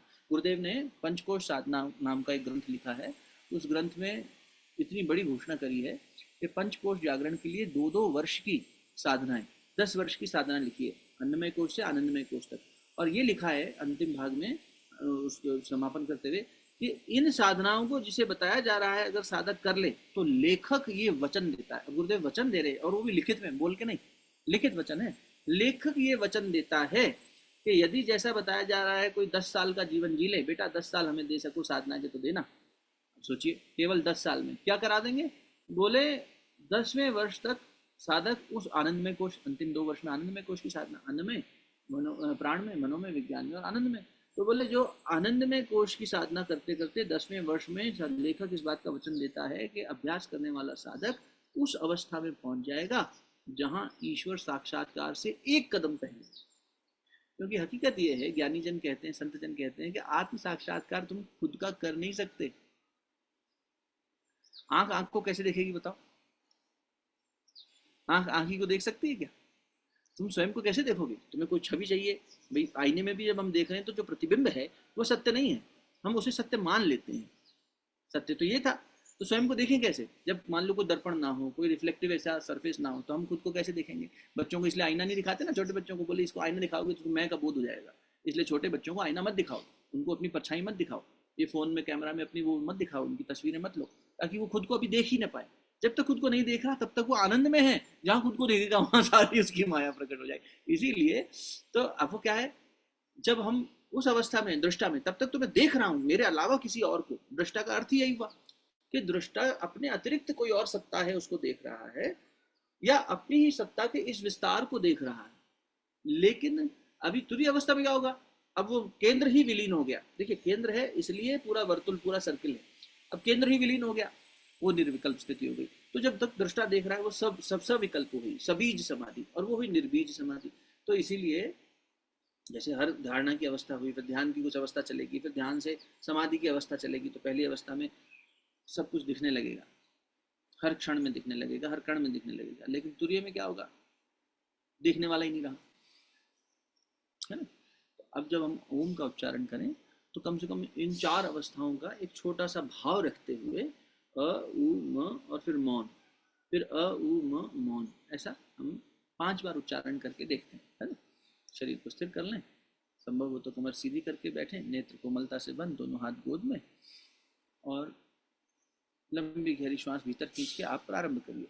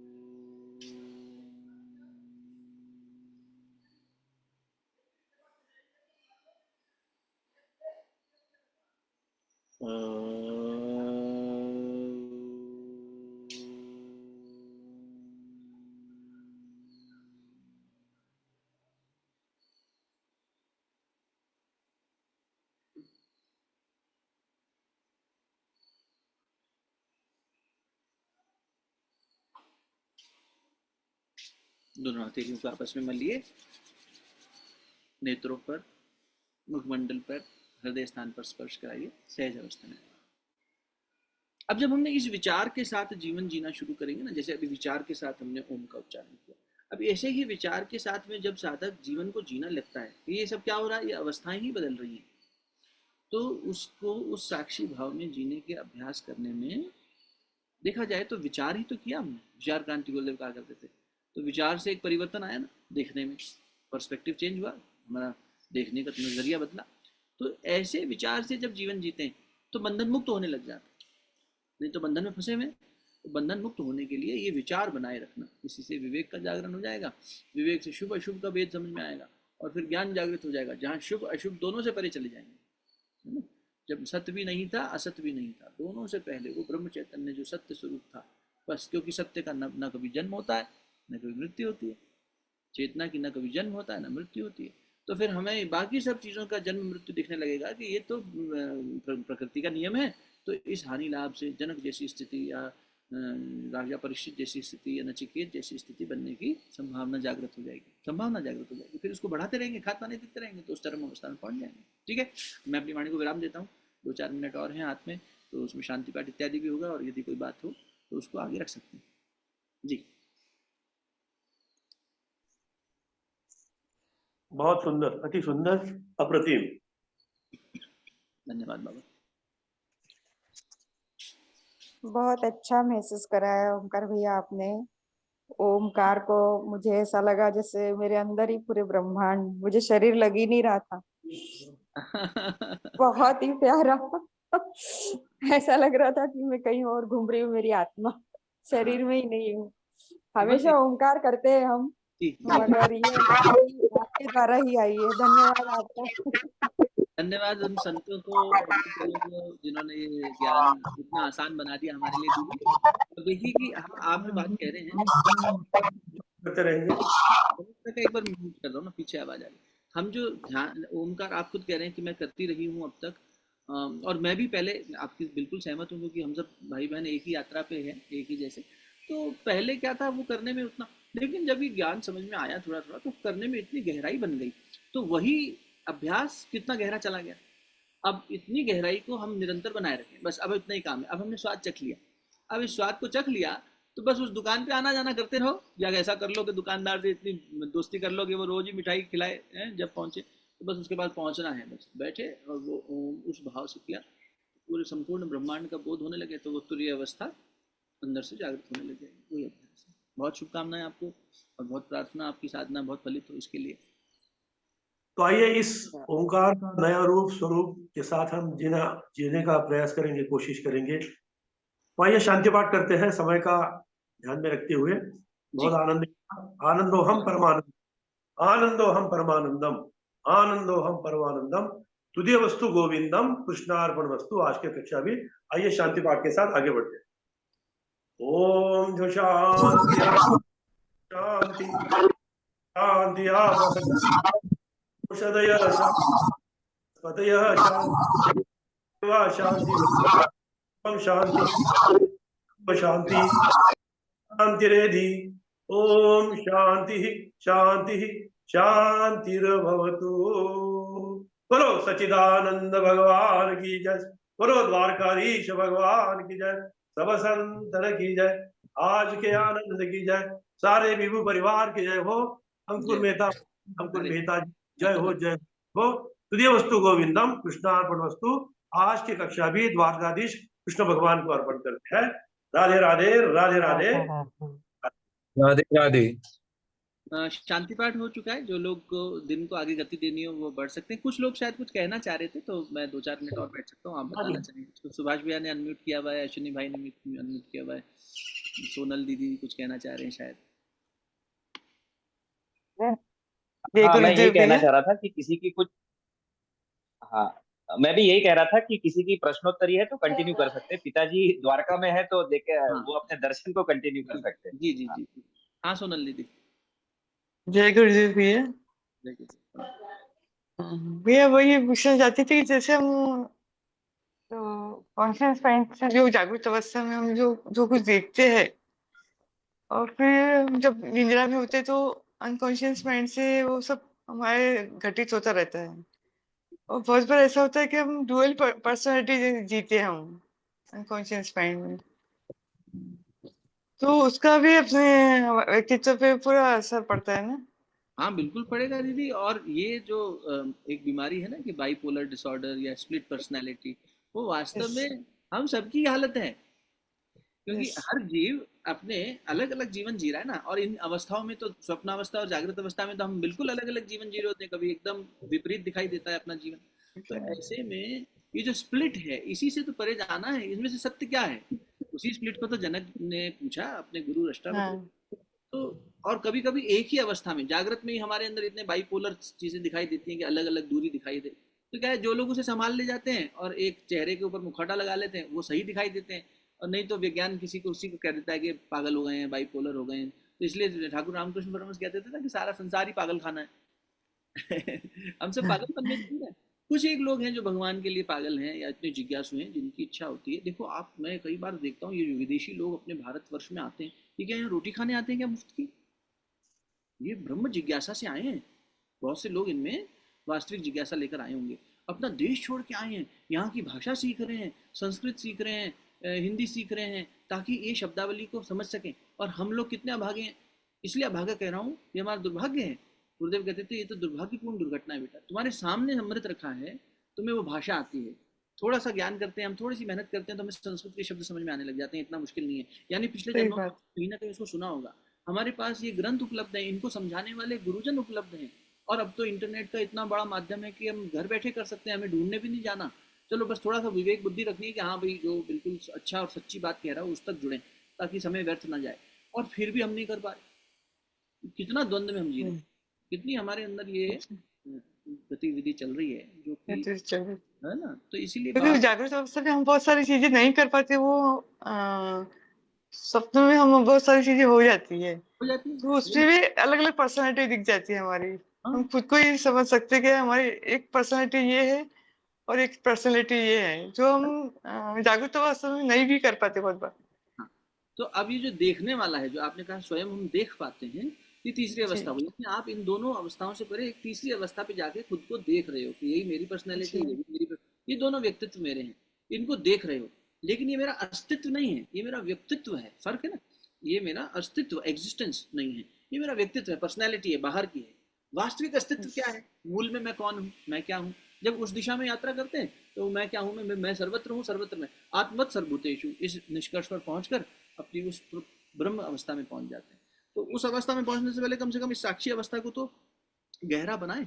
जब इस साक्षी अवस्था को, देखने वाली अवस्था को गहरा बनाते हुए हम इन दोनों पर्सनैलिटीज और इससे अतिरिक्त जितनी पर्सनैलिटीज हमारी दिखाई देती हैं हमें, उन सबसे परे जा पाएंगे। जैसे ही इनको देखने लगेंगे ये शांत होने लग जाएंगे। अच्छा ये भी मैं हूँ, ये भी मैं हूँ, तो अब मुझे ये तो नहीं जीना, ये जीना है क्या, अच्छा ये जीना भी है तो ये पूर्ण है क्या। इस तरह से फिर व्याख्या अपने अंदर चलने लगेगी, संवाद चलने लगेगा। वो अंदर बैठा हुआ गुरु जो अंतर संवाद करेगा, तो ये तू है क्या, नहीं ये भी तू नहीं है, ये भी तू नहीं है। भाई सुषुप्ति में आपकी क्या पहचान है बताओ। आप सोनल हो क्या, आप माँ हो क्या, आप नारी हो क्या, आप बहन हो क्या, आप पत्नी हो क्या, कुछ नहीं हो। स्वप्न में आप बहुत कुछ हो सकते हो, पुरुष भी हो सकते हो, कुछ भी हो सकते हो, उड़ भी सकते हो, पशु भी बन सकते हो। लेकिन सुषुप्ति में तो आपका पूर्ण जो वास्तविक अस्तित्व है उसके नजदीक आप पहुंच जाते हो। इसलिए वहां पर परमानंद की अनुभूति मिल जाती है, अनुभूति मिल जाती है। थोड़े क्षण के लिए विषयानंद से दूर हो गए, भजनानंद से भी दूर हो गए, भजनानंद से भी दूर हो गए, नहीं मैं भजनार्थी हूँ, मैं भजन करती हूँ, मैं भगवान का, तो वो उससे भी परे चले गए। अब मैं कुछ भी नहीं हूँ, ना मैं शिष्य हूँ, है तो शंकराचार्य जी निर्वाण षटकम, ना मैं गुरु हूँ, ना जन्मा हूँ, ना मृत्यु हूँ। वो उस स्थिति में पहुंच जाते। वो स्थिति प्रकृति दे रही है, बोधजन्य नहीं हो रही। प्रकृति ने उस अवस्था में ले गई, उस कमरे में ले गई थोड़ी देर के लिए और वापस ले आई। और गुरु क्या करेगा, इस प्रकृति से भी परे ले जाके उस चौथे कमरे में ले जाएगा, घर का, जहां हम अभी गए नहीं। 4 कमरे का घर था, 3 में ही जी रहे हैं अभी, चौथे कमरे को तो इस्तेमाल किया ही नहीं अभी हमने। वहाँ प्रकाश बैठा है हमारे लिए, हमारा वास्तविक सब कुछ वही है, लेकिन हम वहाँ गए नहीं। चलो 3 में भी हम सुषुप्ति को अनुभव करने लगे अगर थोड़ा गहराई से, तो काफ़ी कल्याण हो जाएगा, ऐसा गुरुजन कहते हैं। जी सुभाष भैया आप कुछ कह रहे थे। जी भैया धन्यवाद। धन्यवाद सुनील जी को प्रणाम।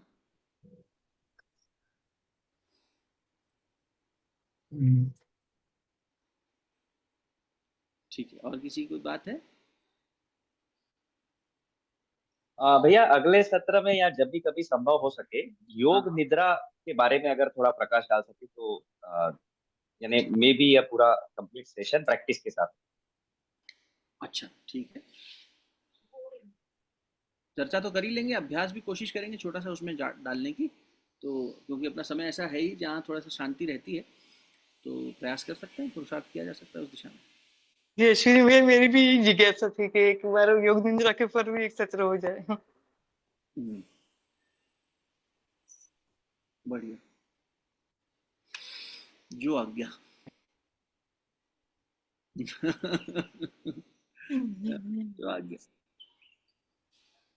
बहुत बहुत धन्यवाद। आज्ञा नहीं है, ये सारी गुरु कृपा चल रही है। हाँ वो उन्हीं की आज्ञा है, तुम्हारे माध्यम से, उन्हीं को कहा है, तुमने नहीं कहा। हमारे लिए आप ही गुरु हो। नहीं नहीं, कोई किसी का गुरु हो ही नहीं सकता, कैसे हो जाएगा। देखो गुरु वो क्या, पानी पियो छान के और गुरु करो जान के। गुरु तो वो होना है जो स्वयं उस चौथी अवस्था में हमेशा स्थित रह सकता हो। देखो विवेक कराने वाले गुरु बहुत होंगे, वो भी अच्छी बात है कि कम से कम इतना विवेक तो करा दिया कि समझ तो आ गई सही क्या है गलत क्या है, पर ये ज्ञान कराने वाले गुरु नहीं इतने ज्यादा। ये तो कोई कोई गुरु ऐसे होते हैं, इसलिए है ना, जो चौथी तीसरी अवस्था तक ले जाने वाले गुरु मिल जाएंगे अच्छी बात करने से। जैसे अभी हमारी वो जीजी कह रही थी, उनका नाम मुझे नहीं पता, जो कह रही थी ओम का उच्चारण, ऋतु जी तो दीदी क्या ओम का उच्चारण किया, तो अभी आप कह रहे हो आप गुरु। हमने एक बात आपके सामने रखी जो हमने भी कहीं सुनी समझी और उसको अभ्यास करने को हमें अच्छा लगा, हमने आपके साथ साझा किया कि यार ये फल हमने भी खाया है, ये फल आप भी खाइए। लेकिन इससे हम गुरु थोड़ी हो गए। क्या हम अपनी कामनाओं वासनाओं से ऊपर उठ चुके हैं? क्या हम इन अवस्थाओं में विचरण करते हुए साक्षी बने रह पा रहे हैं? नहीं, हम भी अभ्यासार्थी हैं, आप भी अभ्यासार्थी हैं, आप भी शिष्यार्थी हैं, हम भी शिष्यार्थी। तो हम सब एक पथिक हैं, कोई आगे होगा 10 कदम, कोई पीछे होगा, पीछे वाले को हाथ पकड़ के ले चलेगा आगे वाला, और इतना ही है। वरना गुरु तो वो है दीदी जो हमें वो बोध कराने की क्षमता रखता हो और स्वयं उसी में जीता हो, ब्रह्म में। गुरुदेव के लिए आदरणीय वीरेश्वर उपाध्याय बाबूजी बताते हैं कि गुरुदेव जो है ऐसे लेटे रहते थे और ऐसे आंख बंद करके, भी योग निद्रा की बात कर रहा है, तो मैं सोया नहीं हूँ, अब ऐसे बोल देते थे, तो मैं लग रहा है मैं सोया हूँ, मैं कुछ चिंतन कर रहा हूँ। और उस चिंतन में, और ये गुरुदेव की मतलब गुरुदेव का 70 वर्ष का जब जीवन था, तो उनके पैर की हड्डी का एक्सरे निकालना पड़ा था, चोट लगी थी। तो डॉक्टर ने देखा, बोले 17 साल के लड़के की हड्डी होती है ना जैसी, उतनी ताकतवर हड्डी है ये किसकी है, एक्सरे गलत तो नहीं आ गया? तो नहीं, उन्हीं का है। 70 वर्ष की आयु में भी वैसा युवा शरीर उनका था। तो उस प्रौढ़ अवस्था में भी वो ऐसे लेटे हुए, तो उनके गाल ऐसे लटकने लग गए, जैसे एकदम बुढ़ापे में नहीं हो जाता, शरीर ढिलकने लग जाता है, यहाँ पे डबल चिन ट्रिपल चिन आ जाए, लटकने लग जाए, झुर्रियाँ आ जाए। तो झुर्रियाँ तो नहीं, लेकिन वो लटकने लगा। तो बाबा कह रहे, उनको समझती, देखने वाले भी समझते, बोले हमने साफ देखा कि शरीर से परे चले गए, ये शरीर में होके भी शरीर में नहीं है। तो इनका शरीर पंच तत्व जो है, मिट्टी, तंत, ये सब तत्व अपने अपने जैसे गलने लगते हैं, वैसे होने लग गया 5 मिनट के अंदर अंदर ही। तो जब साधक जो है ना, जो उस स्थिति में जीते हो, वो है गुरु। हम कहाँ किसी को हम अपना घर संभाल लें, अपना घर संभाल लें, वो बड़ी बात है। गुरु तो वो जो सबका घर संभाले हुए है, नहीं वो तो सब सही बात है। आपको लग रहा है गुरुजी मेरे को सबसे ज्यादा ध्यान रखते हैं, और रितु बहन जी को लग रहा है, उनका अश्विनी को लग रहा है, उनको मुझे लग रहा है, सबको लग रहा है अरे यार सब मेरी इतनी बात का ख्याल रखते हैं। ओहो, परसों हम ऐसे कार चला के आ रहे थे, तो सामने से एक कार आने लगी, तो ये ऐसी जगह पे हम मिले जहाँ पर 2 गाड़ियाँ साथ निकल सकती हैं। अगर वो थोड़ा सा पहले होते और हम थोड़ा सा पहले होते, या कहीं भी आगे पीछे होते, तो वो निकलना संभव नहीं था। तो हमने मन में यही कहा, देखो इतनी बात का ध्यान रखते हो कि कहाँ से कहाँ बचा के निकालना है, कहाँ क्या। तो हमें लग रहा है हमें सबसे ज्यादा प्यार कर रहे हैं। आप बोले जो सबका घर संभाले हुए वो होता है गुरु जी। ऐसा नहीं है कि कोई ये उपाधि का इसलिए बहुत संभल के उपयोग करना चाहिए, किसी को भी संबोधन में भी। इसलिए गुरु भाई कहिए आप हमें अपना, हाँ गुरु भाई हैं, गुरु बहन हैं, उसी गुरु से हम मतलब गुरु तत्व से जुड़े हुए हैं। ठीक है, शरीर रूप में गुरु अलग भी होगा हमारा, तो कोई बात नहीं, लेकिन भाव रूप में हम उस गुरु को संबोधन कर रहे हैं कि आपके माध्यम, आप एक बढ़िया माध्यम है। गुरुदेव गीता कहती है ना, निमित्त भव, निमित्त बनो, निमित्त बनो। गुरु बनो कहाँ कहा? नहीं कहा, निमित्त बनो।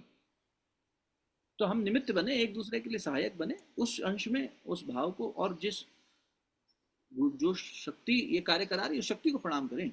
व्यक्ति को प्रणाम करेंगे, आप व्यक्तिवादी हो जाओगे, अरे अंकुर भैया का सेशन है, ये तो हम जरूर करेंगे, नहीं है तो नहीं करेंगे, ऐसा हो जाएगा। ये सब नहीं करो। व्यक्तिवादिता में हमारा पथ भ्रष्ट होने लगता है।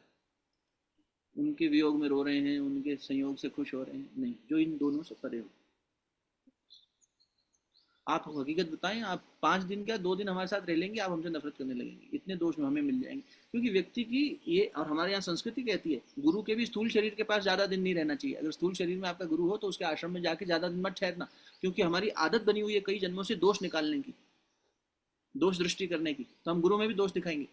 बाबा बताते हैं हमें, उपाध्याय बाबू जी, कि एक व्यक्ति आए गुरुदेव का परीक्षण करने के, देखें आपके गुरु जी में वास्तव, आपको शायद घटना बताई। वो 2 दिन बाद कहेंगे, बोले कुछ नहीं है आपके गुरु जी में, ये तो टट्टी पेशाब करने भी जाते हैं, नहाते भी हैं, खाना भी खाते हैं। अरे शरीर का धर्म है, प्रकृति का जो धर्म है उसको निर्वहन कर रहे हैं, किस भाव से कर रहे हैं ये देखो। तो गुरु जो दोषी जो होता है ना, इसलिए भगवान ने भी कहा है ना 18वें अध्याय में, हे अर्जुन ये ज्ञान सबको मत देना, इसके लाभार्थी बहुत हो सकते हैं, लेकिन जिसकी इच्छा रखने वाले बहुत हो सकते हैं, लेकिन पात्रता देख के देना। क्यों भाई? अंकुर भैया जी जी काका।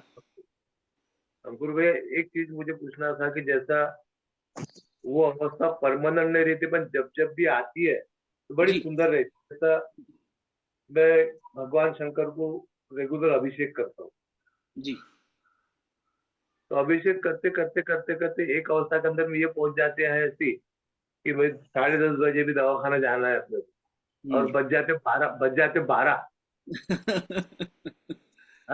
और ये फिर चिल्ला के फिर दवाखाना जाना नहीं, क्या 12 बज गए, जब समझ में आता है अपन कहाँ है। तो ये क्या रहता है? नहीं, ये निमग्नता अच्छी अवस्था है माँ बाप।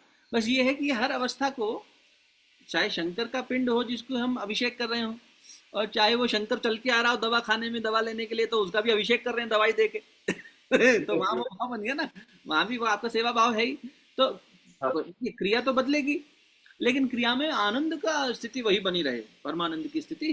तो अरे शंकर आ गया, आओ शंकर, आज तो रूप बदल के दवा लेने आए हो लो, आत्मा की दवाई भी ले जाओ, प्रेम की दवाई भी ले जाओ, और खाने की दवाई भी ले जाओ, शरीर की दवाई भी ले जाओ, कल्याण तुम्हारा भी हो हमारा भी हो। तो क्या होगा कि हर क्षण अभिषेक वाला ही हो जाएगा ना। फिर आपका अभिषेक सर्वत्र चल रहा है, शरीर को भोजन करा रहे हैं, तभी परमानंद कह रहे शरीर वाह क्या तू मेरे लिए है, क्या ना दे दूं तुझे, ले कर इसका सेवन। तो फिर हर क्रिया में देखिए कर्तव्य भाव से किया गया कर्म परमात्मा से मिला देता है ना। कर्तव्य भाव से। कर्तव्य मतलब उसके मेरा आत्मस्वरूप में जब बैठूंगा तभी कर्तव्य समझ में आएगा। बुद्धि, तो वो मन, अहंकार, मन बुद्धि चित्त अहंकार जो अंतःकरण चतुष्टय है, ये हमें कर्तव्य बोध में नहीं जीने देगा, क्योंकि ये तो मेरा तेरा करना जानेगा, हिसाब करना जानेगा, गणित करना जानेगा, मेरा कर्तव्य है भी कि नहीं। और करूंगा तो कहूंगा देखो रमेश काका हमने तुम्हारे लिए ये किया, अरविंद काका हमने आपके लिए ये किया। हिसाब रखेंगे ना, बुद्धि हिसाब रखेगी, उसका काम है गणना करना, संसार में जिएगी, वो सांसारिक बुद्धि है। इसीलिए वो दृष्टि जो अर्जुन को कुछ क्षण के लिए मिली 11वें अध्याय में भगवान ने दी, उस दृष्टि से उन्होंने अर्जुन ने भगवान को देखा। तो वो दृष्टि जो अभिषेक करते समय आपको मिलती है और उससे जो अनुभूति होती है, वो दृष्टि बनाए रखने की। तो जब दृष्टि सामने से वो आ रहे हैं, कोई मरी जा रहा है तो भी, और वो आप जिस पेड़ से वृक्ष से बातें करते हो वो भी, सब में फिर वो परमानंद का आनंद आने लग जाता है। आपकी तो कई कथाएं हैं, अनुभूतियां हैं, तो जिसमें पेड़ों से बात करने से लेकर मनुष्यों की सेवा करने तक और एक भगवान की प्रतिमा का पूजन करने तक, हर एक में परमानंद की स्थिति में। अहंकार उस स्थिति से हमें परे कर देता है। अहंकार सूक्ष्म है, इसलिए है हम सब में। हम ये तो नहीं कह सकते हम निरहंकार हो गए, निरअहंकार हो गए होते तो पर ब्रह्म हो गए होते। तब वो अहंकार की स्थिति में आते हैं। तो अच्छा, दवाखाना जिसका है मेरा है, मैं कौन हूँ? डॉक्टर हूँ। मैं एक बात कह रहा हूँ, मतलब आप वो अपना मूल्यांकन तो स्वयं ही कर पाएंगे। तो उस स्थिति में क्या हुआ कि बोले अब जो है मैं दवाखाने जा रहा हूँ, तो लग रहा है कि मैं ये शिव जी का पिंड छोड़कर अपना जो ये शिवलिंग की पूजा कर रहा था मेरे पूजन स्थली में, यहाँ से मैं कहीं और जा रहा हूँ। तो विचार बदल गया, क्योंकि अहंकार आया, उसने कहा अच्छा अब तो मेरे को कपड़े बदलने हैं, अब तो मेरे को जाना है, मेरे घर वाले कह रहे हैं अरे आज दवाखाने नहीं जाना, ओहो वहाँ किसी का मैं सेवा करूंगा, इलाज करूंगा, वो आएगा ठीक है मैं वहाँ बैठूंगा। वहाँ मैं इतना सारा आ गया, यहाँ था ही नहीं, यहाँ परमेश्वर ही परमेश्वर था। तो दृष्टि बदलते ही दृष्टांत बदल गया, अनुभव बदल गया, है ना। तो बस उसको बनाए रखना, जहां जहां वही दृष्टि, वही दृष्टा वही बना रहे, तो हर जगह पर ब्रह्म दिखेगा, मजा आएगा, आनंद आएगा। जब जब आता है तब तब आनंद आता है, आप खुद ही कह रहे हैं। अब उसको बढ़ाते चलना है, अवधि को बढ़ाते चलना है, ऐसी क्रियाओं को बढ़ाते चलना है। अब ये तो नहीं कर सकते कि सारा संसार छोड़कर पेड़ को लिपटे रहे सारा दिन, या वो शिवलिंग को लिपटे रहे सारा दिन, ऐसा नहीं कर सकते, क्योंकि संसार में बाकी कर्तव्य भी निभाने। तो हर कर्तव्य में, कड़वी दवा खिलाते समय भी और मीठी बात कहते समय भी, हम इन दोनों से परे उस आनंद की स्थिति में जीना के प्रयास करें, अभ्यास करें, अभ्यास, बस वो अभ्यास से सर जाएगा।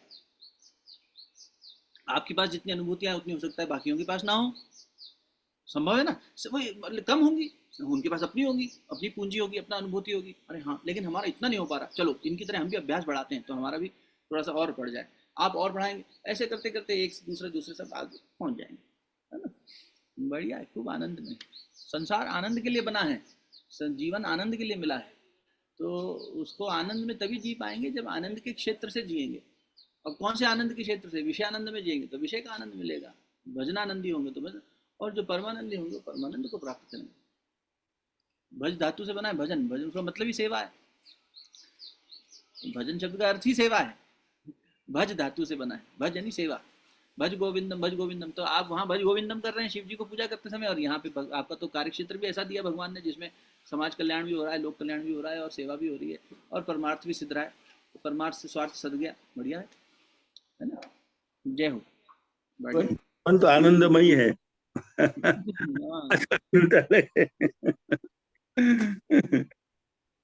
तो वो बाबा की बात फिर याद आ गई। वो ऐसे कह रहे थे, गुरुदेव ऐसे लेटे हुए थे, और गुरुदेव कह रहे हैं सोने के समय हो गया था उनका, रात 8 बजे सो जाते थे। तो गुरुदेव रात को सोते समय कहते थे भगवान से, गायत्री माता, भगवान ये तुम्हारी युग निर्माण योजना तुम्हारे हवाले, तो हम 4 घंटे नींद लेने जा रहे हैं। अब वो यही कहते थे, बाबा तुम्हें इतना सा घर चलाने में इतनी टेंशन होती है कि सुबह क्या होगा रात सपने में भी देख रहे होते हो नहीं। और वो इतनी बड़ी योजना लेके आया हुआ इंसान रूप में वो शक्ति, वो कह रही है तुम्हारी योजना तुम्हें समर्पित, अब 4 घंटे हमारा स्विच ऑफ। अब वो स्विच ऑफ होता हो या योग निद्रा करते हो 4 घंटे, जो अश्विनी कह रहा है वो तो अलग बात है, लेकिन वो संसार को सिखा रहे हैं कि देखो ऐसे जीना चाहिए, बिल्कुल निरासक्त भाव से। नहीं क्या होगा, हम तो योजना लेके आए थे इतने साल में पूरी करने की, ये हो नहीं रही, अब इतना तबाही मच रही है, ये हो रहा है वो हो रहा है। जो हो रहा है उसमें बड़ा अच्छा एक वाक्य हमने पढ़ा, वो वाक्य था समस्या नहीं समाधान बनो। ये हमें मजा आ गया। समस्या नहीं, तुम समस्या बने बैठे हो, घर वालों के लिए समस्या, पड़ोसी के लिए समस्या, उसके लिए किसी ना किसी के लिए तो हम समस्या है ही है। जिसके मन की नहीं होगी उसके लिए हम समस्या है, वो तो हमें गाली देगा। ये सुबह बैठे हैं अपना प्रवचन लेके 2 घंटे हमारे घर गृहस्थी नहीं चला रहे उसके लिए समस्या। तो कहीं ना कहीं तो समस्या, तो हम समस्या ने समाधान बने, समाधान बने, हर बार समाधान की दिशा में बढ़े तो आनंद है जीवन में, बस हो जाता है। बढ़िया, खूब आनंद हुआ आज के सत्संग में, ये आनंद बना रहे। धन्यवाद भैया, जी गुरु जी की कथा सुना के उनसे आपने हमें मिलवा दिया। हमने तो गुरु जी को नहीं देखा, मगर हमने भी उनकी देखा दीदी, बातें हमने भी देखा। और गुरु जी देखने, अरे है ना, गुरु भी देख, जब गुरु को देखने लगते हैं ना, तो देखो बड़ी अच्छी बात है कि जब आप भगवान से मिलते हो तो भगवान आपको संसार मिलवा देता है। भगवान के पास जाएंगे, भगवान मिले सारा संसार। लेकिन जब भगवान के भक्तों से मिलते हो तो वो भगवान को मिलवा देते हैं आपसे। इसलिए गुरु से मत मिलो, गुरु के शिष्यों से ही मिलो। सही आप, बात। है ना, शिष्य से इसलिए मिलेंगे। तो सही बात है। ये गुरु की कृपा है जो आपको हमसे जोड़ दिया। ये हमारा वो भाग्य है कि गुरु बोलते थे इधर उधर ढूंढ रही है, रुक जा, तो चलिए मिलवा दूंगा, आपके मिलवा साथ, दूंगा। गुरु आपके साथ है, आपके भीतर है ना गोपा? गुड मॉर्निंग, आओ बैठो। तो बस गुरु के साथ बना रहे। हम गुरु को देख, गुरु दीदी ऐसे सूर्य को देख सकते हो कि आंखों में आंख डाल के? नहीं देख सकते। अर्जुन ने थोड़ी बात कह दिया, अरे भगवान जो दृष्टि दी थी उससे भी नहीं देख पा रहा हूँ, हटाओ इस स्वरूप को, चतुर्भुजी स्वरूप में आ जाओ, तब तक तो ठीक है, उससे ऊपर तुम्हारा ये महाकाल रूप हम नहीं देख पा रहे। तो गुरु के दर्शन करने की क्षमता हमारे अंदर है ही नहीं। सूर्य को कैसे हम आंखों में आंखें डाल के देख लेंगे? कुछ क्षण से ज्यादा नहीं देख पाएंगे, उसके बाद आंखें चुंधी आ जाएंगी, वो प्रकाश से ही हमारे अंदर अंधेरा हो जाएगा एक तरह से, तो हम नहीं कर पाएंगे। इसीलिए वो क्षमता नहीं है तो किसको देखें? गुरु के अंश को देखें, जिन्होंने गुरुमय जीवन जिया है, गुरु के आदर्शों को जिया है, गुरु की कही मानी है, उनके जीवन को देखें। तब लगेगा कि अगर ये सूर्य की किरण इतनी शक्तिशाली है, तो ऋतु में इतनी शक्ति है, तो ऋतु का गुरु क्या होगा? आहा, मजा आ जाएगा। तो उसके प्रति श्रद्धा। विवेकानंद ये हैं, ओहो, तो ठाकुर कौन होंगे? तो पूछा गया कौन है तुम्हारा गुरु भाई, इतने दिनों से यहाँ हो और इतने धूम मचा रखी है, पूरा संसार तुमने जागृत कर दिया यहाँ पे आके, कहाँ से शक्ति आ रही है? तब उन्होंने वो प्रबोधन दिया था जिसको लिपिबद्ध किया गया माई मास्टर के रूप में, मेरे गुरु। एक ही बार बोला उन्होंने अपने गुरु के बारे में, नहीं तो अपने आचरण से गुरु का परिचय दिया है, अपने प्रवचन से नहीं दिया। हम आपको अपने प्रवचन से या अपनी बातों से परिचय दे रहे हैं, हमारे आचरण में अभी वो नहीं उतरे हैं पूरी तरीके से। ये फर्क है हमारे में, ये हमारा दोष आपको बता रहे हैं। हम सब अपने अपने इस दोष का ही निवारण करें कि जीवन में परमात्मा गुरु हमारे आचरण का अंग बन जाए, हमारी साधना हमारी जीवन साधना बन जाए। फिर वो एक ओम में जो आपको 5 ओम में आज अनुभव मिला, वो एक ओम में मिल जाएगा, और गहरा होता जाएगा, और गहरा होता जाएगा, और गहरा होता जाएगा, फिर बस उसी में मन स्थित हो जाएगा। क्योंकि वो आज पूरा अब वही सुनते रहे और उसके बाद वो ओम बोला, तो उसके वजह से एकदम वो स्थिति आई है। कई बार हम बहुत अच्छा पक्ष बैठते उठाया हैं थोड़े से देर के इसलिए लिए, तो गुरुदेव ने हमारा लिखा मन है दीदी। स्टेबल नहीं रहता। हाँ हाँ दीदी, इसलिए गुरुदेव ने लिखा है ध्यान करने बैठने से पहले स्वाध्याय जरूर करें। हम क्या जी, करते हैं, नहा धो के तुरंत बैठ गए और बैठ बैठ गए जाते माला हैं। लेने या मंत्र लेने, मंत्र करने या ध्यान करने। गुरुदेव ने कहा पहले स्वाध्याय कर, इससे मन धुलेगा, नहीं तो मन में भी पुरानी बातें चल रही हैं, तो वही बातें लेके आएगा। हाँ, तो सही आपने बात। बहुत अच्छी पक्ष उठाया कि जब हम जिस गति में हमारा मन चल रहा था, बुद्धि चल रही थी, चिंतन चल रहा था, उसी भाव को लेकर आगे बढ़ गए तो कितना गहरा पहुंच गए।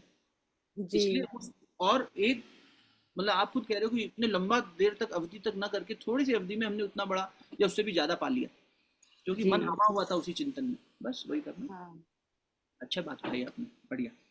उसको तो गागर में सागर मिल गया। जी सही बात है।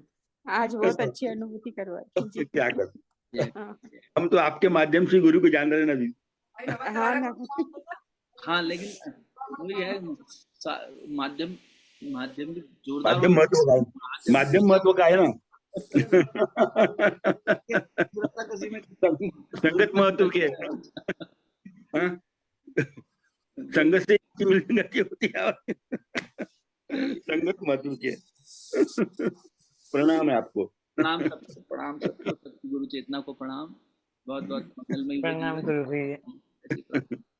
नमन बहुत करते। आनंद आ गया। प्रणाम। चलिए, प्रणाम प्रणाम आपको, प्रणाम, धन्यवाद प्रणाम। प्रणाम धन्यवाद। गुरु भैया। राम राम। राम राम। राज राज।